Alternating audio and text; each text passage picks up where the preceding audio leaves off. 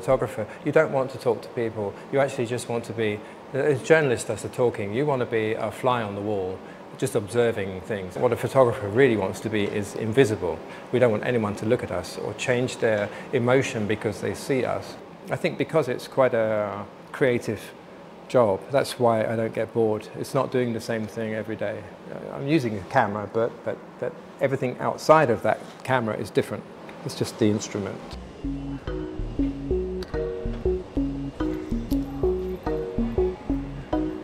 My name is Chris Stowers. I'm a photojournalist, photographer from England, and I've been in this job for the last 35 years. My passion for photography, I think, very fortunately, it's something I love to do, because if you did not love to do it, it would be a very hard job. So I always think, oh, I've been in the same job for 35 years, but every day is a different job, because I don't know what I'm going to be photographing the next day.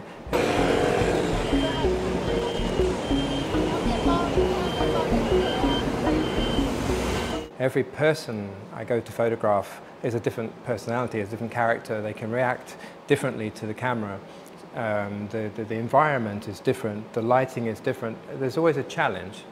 And you just learn, as a photographer, you just learn to deal with little problems as they come up, and don't get too worried about them, you know. And sometimes the picture you think was the worst one turns out to be the best. Some photography, you have to be very forceful and exert your character to get people to do what you want them to do.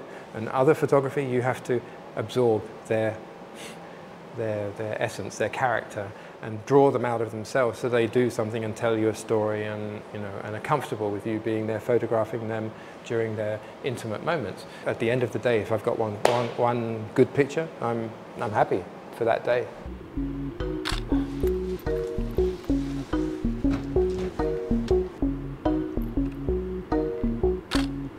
So, the most emotional picture, these would, ironically, I think people get most emotional here during public demonstrations, and I've photographed many of these, either political rallies or, I have to say, in 2014, during the Sunflower Movement.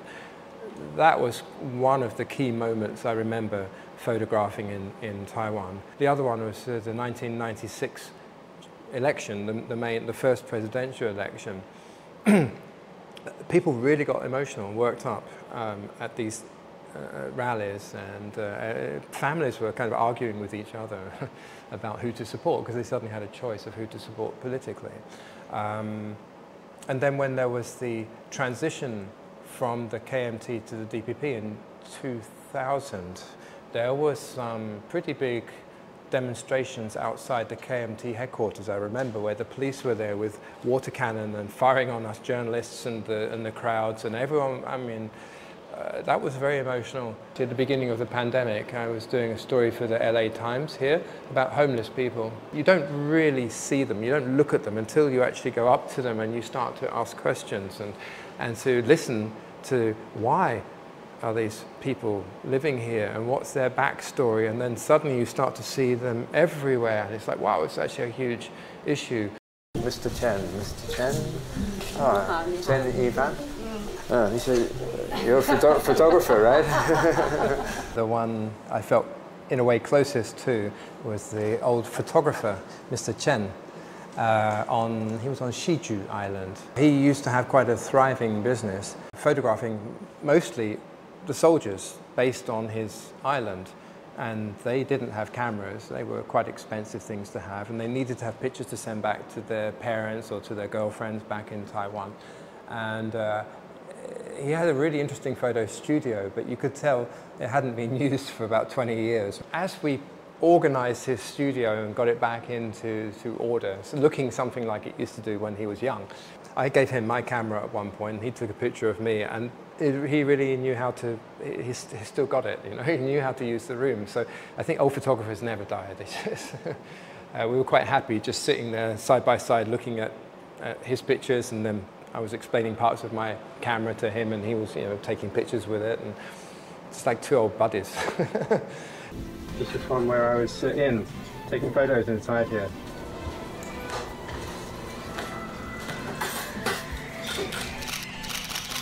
both. Slightly different angle. That's the same staircase coming down here. 5 steps up, turn corner, go up, and there's that window.